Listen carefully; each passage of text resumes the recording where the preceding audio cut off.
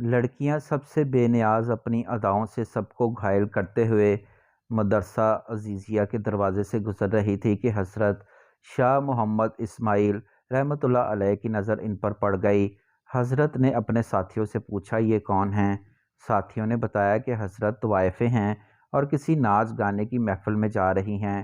شاہ صاحب نے فرمایا، اچھا یہ تو معلوم ہوا، لیکن یہ بتاؤ یہ کس مذہب سے تعلق رکھتی ہیں؟ یہ دین اسلام کو بدنام کرنے والیاں ہیں، اپنے آپ کو مسلمان کہتی ہیں۔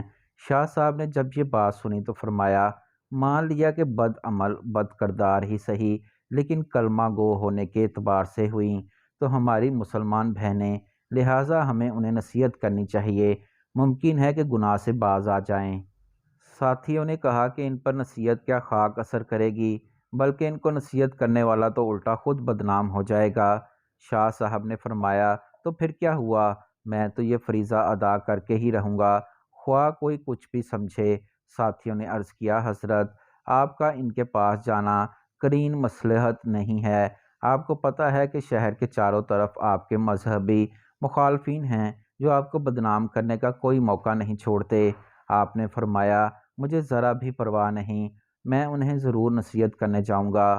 اس عزم صمیم کے بعد آپ تبلیغ حق و اصلاح کا عزم لے کر گھر میں تشریف لائے، درویشانہ لباس زیب تن کیا اور تنہا طوائفوں کی حویلی کے دروازے پر پہنچ گئے اور صدا لگائی، اللہ والیو دروازہ کھولو اور فقیر کی صدا سنو۔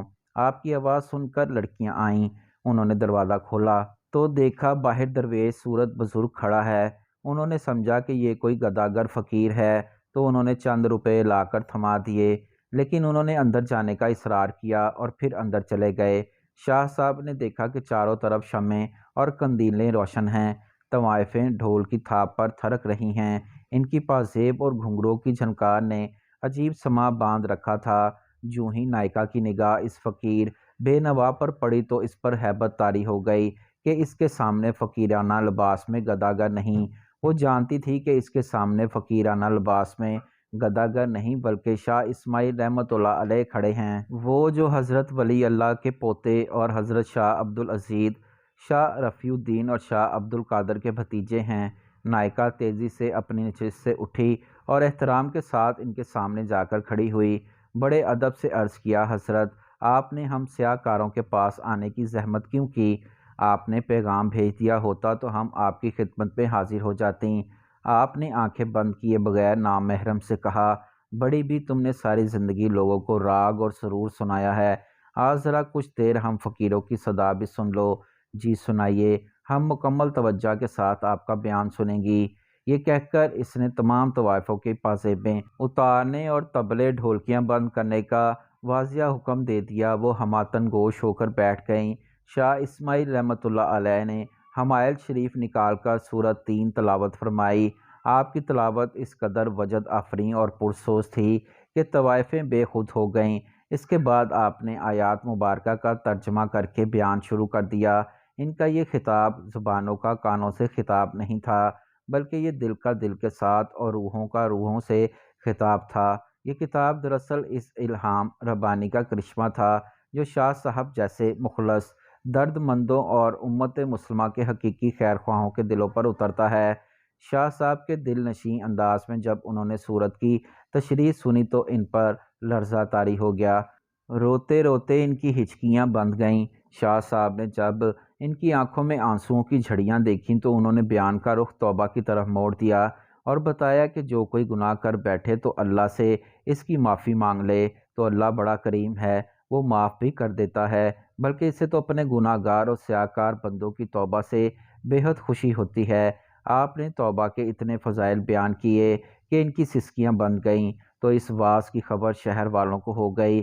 وہ دوڑے دوڑے آئے اور مکانوں کی چھتوں، دیواروں، چوکوں اور گلیوں میں کھڑے ہو کر واعظ سننے لگے، تا حد نگاہ لوگوں کے سر ہی سر نظر آنے لگے۔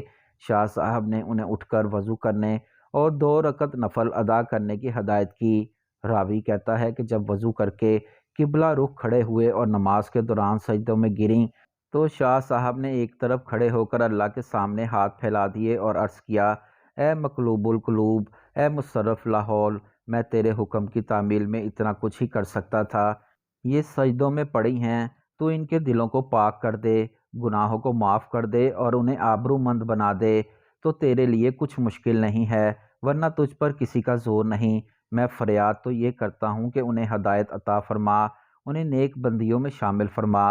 ادھر شاہ صاحب کی دعا ختم ہوئی اور ادھر ان کی نماز۔ وہ اس حال میں ٹھیک ٹھاک اٹھی کہ دل پاک ہو چکے تھے۔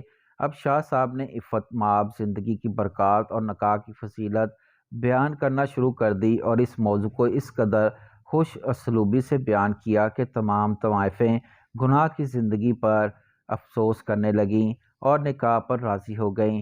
چنانچہ ان میں سے جوان عورتوں نے نکاح کرا لیے اور ادھیڑ عمر والیوں نے گھروں میں بیٹھ کر محنت مزدوری سے گزارا شروع کر دیا۔ کہتے ہیں کہ ان میں سے سب سے زیادہ خوبصورت موتی نامی خاتون کو جب اس کے سابقہ جاننے والوں نے شریفانہ حالت اور سادہ لباس میں مجاہدوں کے گھوڑے کے لیے ہاتھ والی چکی پر دال پیستے دیکھا تو پوچھا، وہ زندگی بہتر تھی جس میں تو ریشم حریر کے ملبوسات میں شاندار لگتی تھی اور لوگ تجھ پر پھول نچھاور کرتے تھے، یا یہ زندگی بہتر ہے جس میں تیرے ہاتھوں پر چھالے پڑے ہوئے ہیں؟ کہنے لگی، اللہ کی قسم، مجھے گناہ کی زندگی میں کبھی اتنا لطف نہ آیا جتنا مجاہدین کے لیے چکی پر دال پیستے وقت ہاتھوں میں ابھرنے والے چھالوں میں کانٹا چبھو کر پانی نکالنے سے آتا ہے۔